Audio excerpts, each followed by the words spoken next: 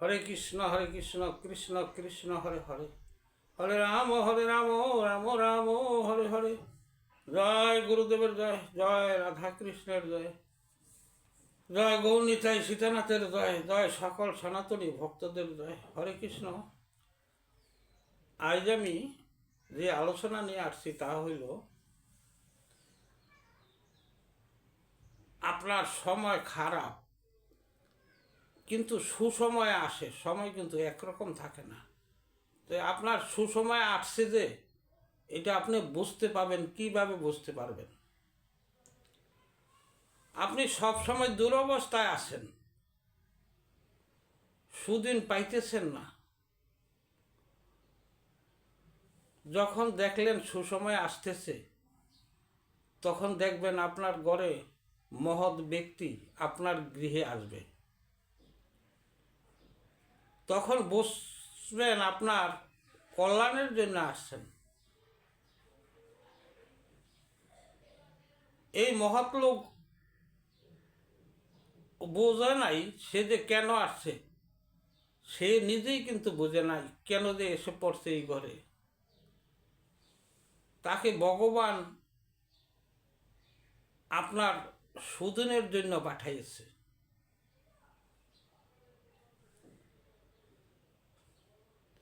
আমরা যদি ভগবানকে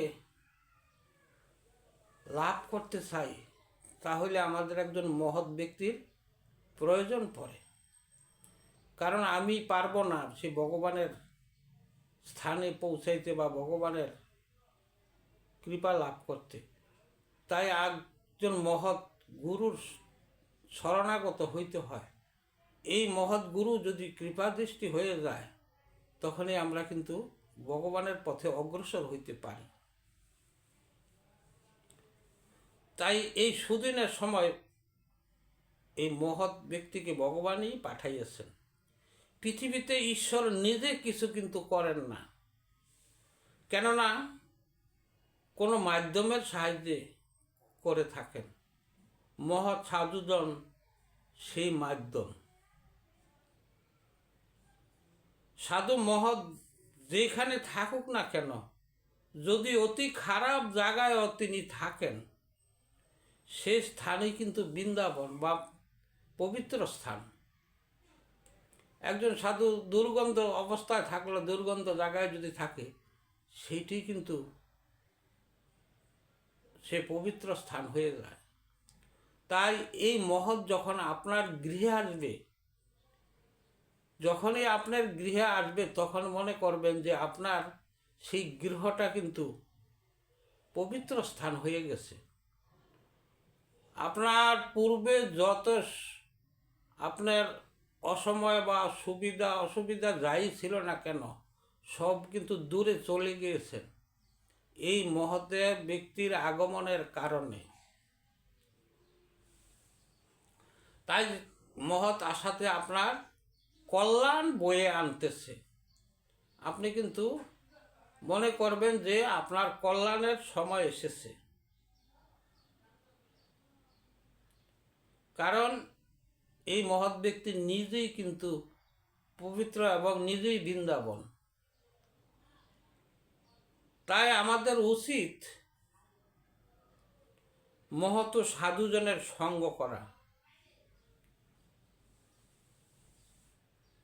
আপনি যত বড় পাপী হন না কেন, যদি মহৎ বা সাধুর সঙ্গ করতে পারেন, এই সঙ্গে আপনার যত পাপ টাপ আছে সব কিন্তু দূরীভূত হয়ে যাবে।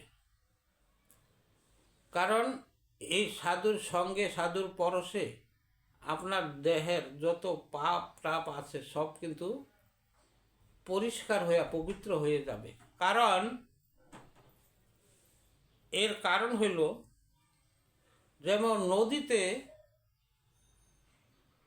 যদি কেউ ময়লা বা কিছু আবর্জনা ফেলে,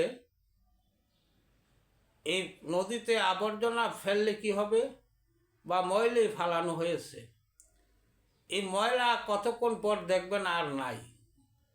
সে ময়লা নদীর জলে এক হয়ে গেছে। তো ময়লা বা যাই আছে এগুলা কিন্তু আপনার পরে খুঁজে পাবেন না, তার সাথে নদীর সাথে জলের সাথে মিশ্রিত হয়ে গেছে। তেমনি সাধু মহৎ এরকমই ব্যক্তি, যদি তার স্পর্শ বা তার সঙ্গ করা যায়, যত পাপ টাপ আছে অন্ধকার সব দূরীভূত হয়ে যায়, এই সাধুর সাথে মিশে যায়, বা তার এই পবিত্র আত্মার সাথে মিশে গিয়ে আমাদের যত পাপ টাপ আছে সব কিন্তু চলে যায়। তাই এগুলা সাধু ধারণ করতে পারেন, সেই পাপ টাপ মুছে দিতে পারেন। তাই আমরা যতই কিছু করি না কেন সর্বদা এই মহতের সঙ্গ করতে হবে। এ জগতেও দেখা যায় যে ভালো লোকের সঙ্গ করে সে কিন্তু ভালো হয়ে গড়ে ওঠে, আর যিনি খারাপ সঙ্গ করেন তিনি তার সঙ্গের গুণে রং ধরে যায়, ধীরে ধীরে ধীরে ধীরে সে খারাপ হইতেই থাকে।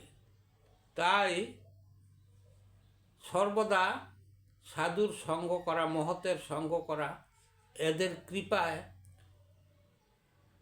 আমরা কি করতে পারি, নিজকে পবিত্র করতে পারি এবং ভগবানের পথে অগ্রসর করতে পারি। যখনই এই অগ্রসর হতে পারব তখন আমাদের সুসময় আসবে।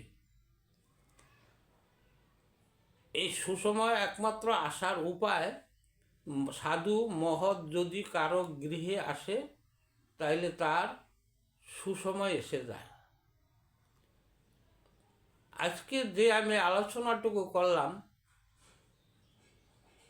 এটার মূল উদ্দেশ্য হইল সুসময় আসলে আপনি বুঝবেন কিভাবে। এতে যদি বলা কহায় যদি কোনো ভুল ত্রুটি হয় আপনারা আমাকে ক্ষমার দৃষ্টিতে দেখবেন। আমি অতি নগণ্য, যাই কথা বলি আপনাদের কৃপায় বলে থাকি, আমার বলার কোনো শক্তি নাই। যার কথা সে যদি কৃপা করে না বলায়, আমার মতো অধমের মুখে কৃষ্ণ কথা বলা সম্ভব হবে না। তাই রাধারানীর কৃপা যেন আমার হয়, আপনারা আমাকে আশীর্বাদ করবেন। একমাত্র রাধারানী পারে, কৃষ্ণর যত প্রেম গুণাগুণ তার ভিতরে আছে। যদি কারো রাধারানীর কৃপা হয় তাহলে তারা অন্য কারো প্রয়োজনে তেমন পড়ে না। জয় রাধে, জয় রাধে।